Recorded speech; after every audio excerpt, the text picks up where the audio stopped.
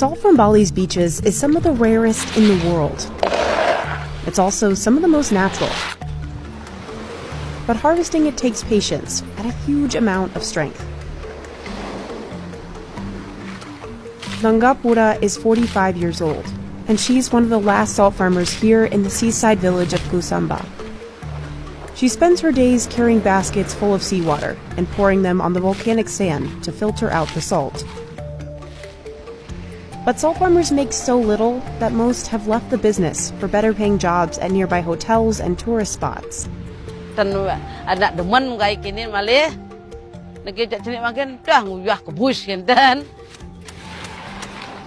We traveled to Kusamba in Bali to see how this salt farming tradition is still standing. Tourists visit Kusamba and nearby regions for their famous volcanic sands. But for Nunga's family, they've been an essential source of income for at least 4 generations. She starts her day at 6 in the morning, leveling sand for about an hour. It's no easy task, even for Nunga, who's been doing this since she was just 15 years old. She and her husband make up to 40 round trips every day to collect water from the ocean. The baskets of seawater can weigh 66 pounds. Even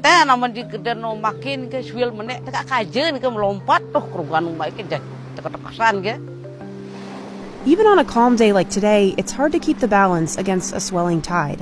So she tries to collect water from smaller waves. After 30 years, she can go back and forth for hours without a break, even as temperatures reach as high as 90 degrees Fahrenheit. The manual labor drove some farmers to replace the buckets for machines that can pump that much water in just minutes. But Nunga hasn't installed one yet.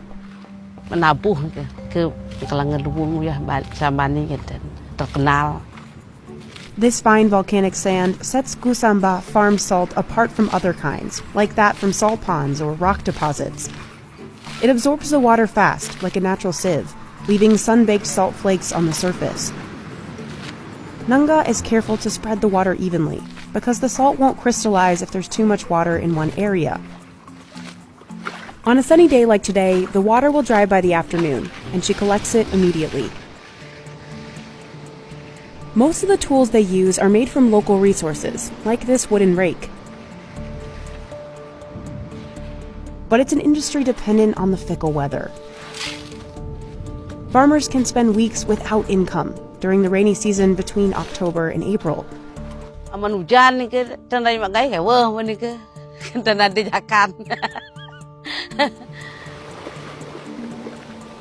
And erosion is slowly swallowing up this beach.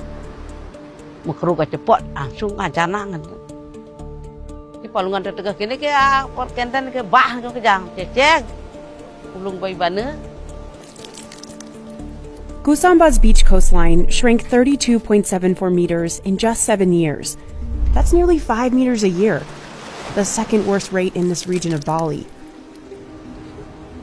It's forced many farmers to rely on man-made sea defenses.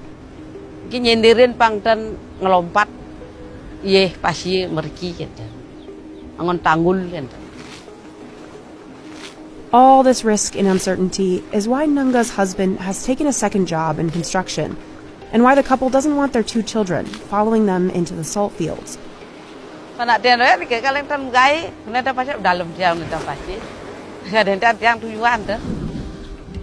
Still, Nunga says she enjoys it, and she works hard to maintain the business she inherited from her ancestors.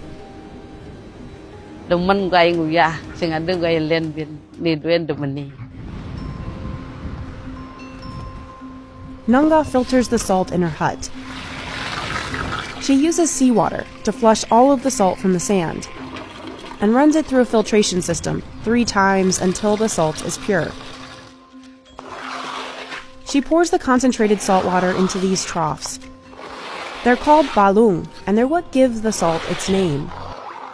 Traditional ones are made from coconut tree trunks. But Nunga also uses these synthetic sheets that help the water dry faster. This is the only part of the process that she's modernized. More and more, farmers have been switching to these because they're cheaper and don't leak. But farmers like Wayan Rena think it's important to stick to this traditional palung. Harus kembali ke palung.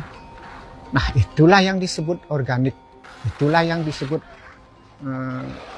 alami. Alat jemurnya. Palung like these can last up to 30 years. This kind of solar evaporation is one of the oldest and most traditional techniques of harvesting salt. In about 1 or 2 days, the water will be gone, leaving behind pyramid-shaped crystals. The natural sea salt is said to be higher in nutritional value than the average table salt, which is often heavily refined. Farmers describe the flavor as subtle and not overwhelmingly salty. And this is the only salt Nenga grew up eating.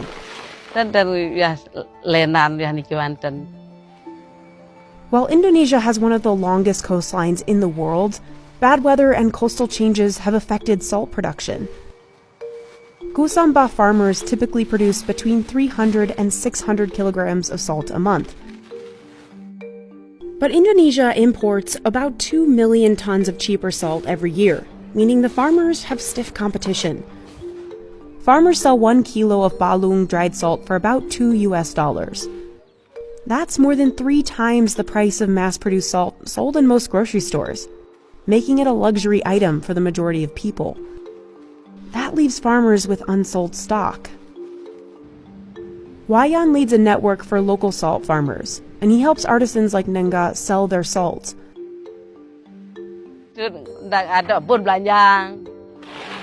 Salt farmers have been turning to tourists who are willing to pay for more than just the salt itself.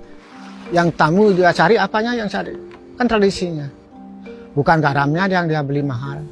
Karena cara pembuatannya masih tradisi. The decline of tourism during the pandemic was a major setback for them.